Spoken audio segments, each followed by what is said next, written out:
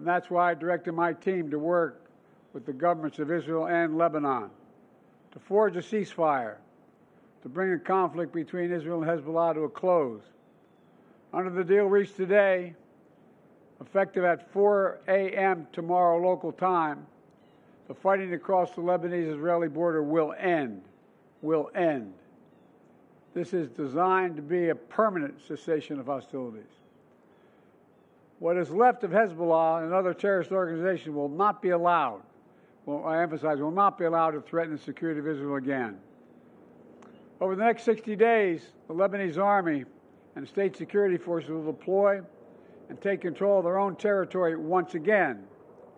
Hezbollah terrorist infrastructure in southern Lebanon will not be allowed to be rebuilt.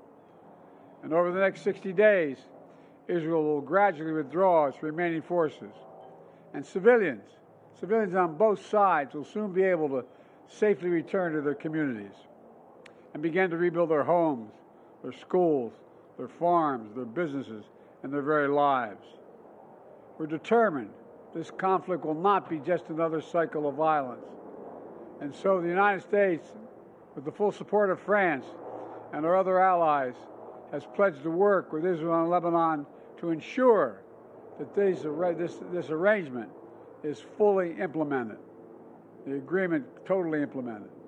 You know, there will be no U.S. troops deployed in southern Lebanon. This is consistent with my commitment to the American people to not put U.S. troops in combat in this conflict. Instead, we, along with France and others, will provide the necessary assistance to make sure this deal is implemented fully and effectively. Let me be clear. If Hezbollah or anyone else breaks the deal and poses a direct threat to Israel, then Israel retains the right to self-defense consistent with international law, just like any country when facing a terrorist group pledged to that country's destruction. At the same time, this deal supports Lebanon's sovereignty, and so it heralds a new start for Lebanon, a country that I've seen most of over the years, a country with rich history and culture. If fully implemented, this deal can put Lebanon on a path toward a future that's worthy of its significant past. And just as the Lebanese people deserve a future of security and prosperity, so do the people of Gaza. They too deserve an end to the fighting and displacement. The people of Gaza have been through hell. Their world's absolutely shattered. Far too many civilians in Gaza have suffered, far too much.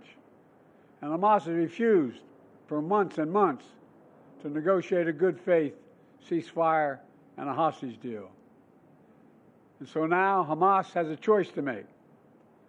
Their only way out is to release the hostages, including American citizens, which they hold.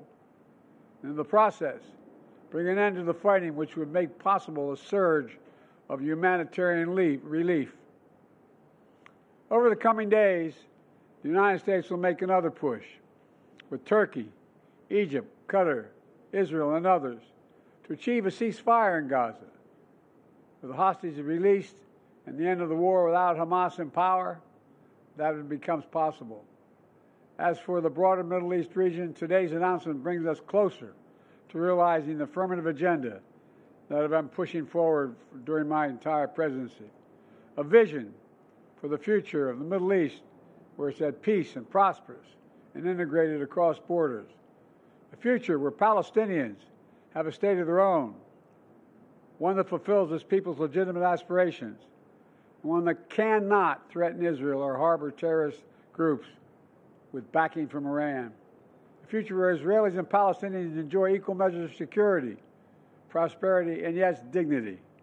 To that end, the United States remains prepared to conclude a set of historic deals with Saudi Arabia, to include a security pact and economic assurances, together with a credible pathway for establishing a Palestinian state and the full normalization of relations between Saudi Arabia and Israel, a desire they both have.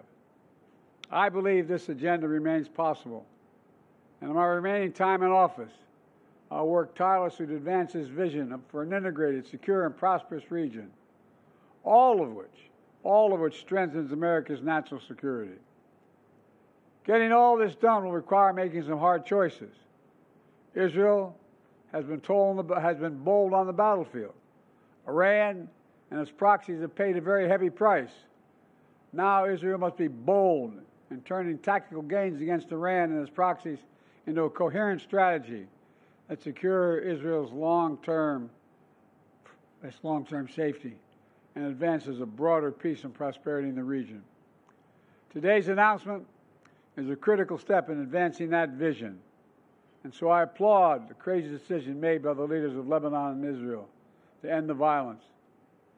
It reminds us that peace is possible. Say that again, peace is possible. As long as that is the case, I will not for a single moment stop working to achieve it. God bless you all. I'm sorry to keep you waiting so long. May God protect our troops. Thank you.